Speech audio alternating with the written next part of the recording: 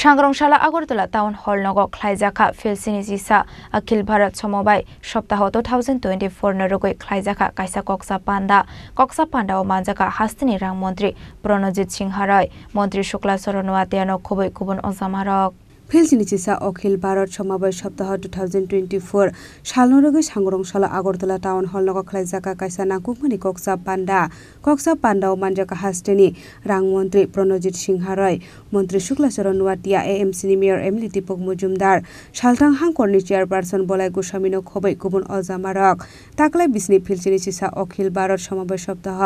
2024 नि ककबथमा विकसित भारत हिनै शाखा पान्डा मानजांनाय नारवायरक এই সমবায় সমিতি কর্তৃক ঘোষিত কর্মসূচি অনুসারে যে প্রায় 1972 সাল থেকে প্রায় 52 বছরের 52 বছরের বেশি সময় ধরে 7 দিন ব্যাপী এই ধরনের একটি আলোচনা চক্র সভা শুরু হয়েছে এবং এটা আমরা সকলে জানি আমাদের দেশ স্বাধীনতার পরে আমাদের দেশের তখন ইংরেজদের শাসনের পর থেকে আমাদের দেশ তখন উন্নয়নশীল আমাদের তখন সমস্ত সব মানুষকে নিয়ে এগিয়ে চলার যে ভাবনা শুরু হয়েছে এবং এটাও সত্যি কথা যে অনেকে বলেছেন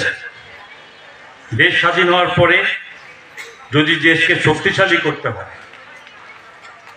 তাহলে দেশের গ্রামীণ ব্যবস্থাকে শক্তিশালী করতে হবে জাতির জনক মহাত্মা গান্ধীও বলেছিলেন যে এই ভারতবর্ষকে যদি শক্তিশালী হিসাবে রূপায়িত করতে হয় তাহলে গ্রামীণ ব্যবস্থাকে শক্তিশালী করতে হবে আজকে দেশের প্রায় 65% বেশি জায়গা এখনো আমাদের যারা কৃষি সেক্টর হিসাবে আমাদেরকে পরিচিত এবং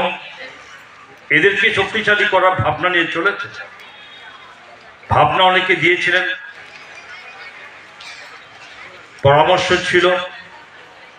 কিন্তু দেশ স্বাধীনের পর সেভাবে সেই পর্যায়ে নিয়ে যাওয়ার ব্যবস্থা কিন্তু তৎকালীন সময় অনেক সরকারই করেন আমরা গর্বের সঙ্গে বলতে পারি যে দেশের যশস্বী প্রধানমন্ত্রী নরেন্দ্র মোদীজি সেই ভাবনাটাকে গত 10 বছর যাবৎ যে গ্রামীণ ব্যবস্থাকে বিশেষ করে কৃষি সেক্টরকে একটা শক্তিশালী রূপ নিয়ে পৌঁছাতে চেষ্টা করেছে কৃষকদের জন্য বিভিন্ন স্কিম থেকে শুরু করে সেগুলো প্রতিনিয়ত উনি করে যাচ্ছেন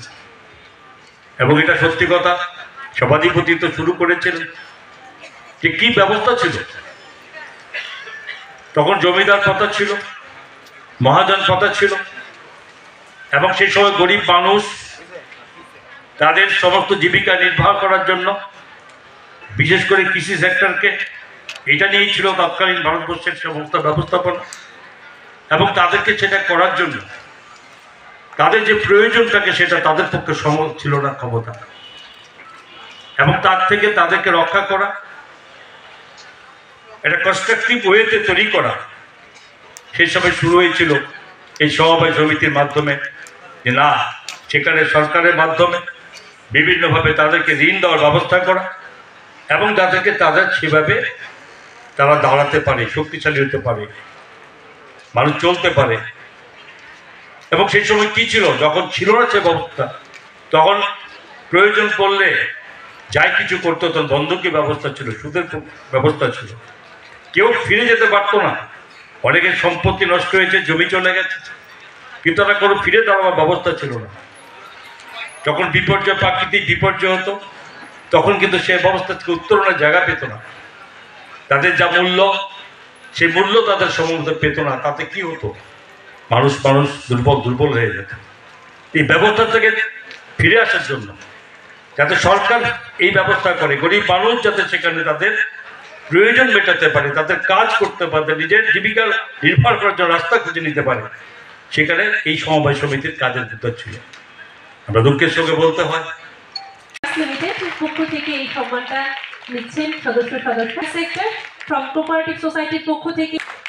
তারপর প্রগতি multipurpose primary agricultural cooperative society একটা ব্যুরো রিপোর্ট চিনি খরাং।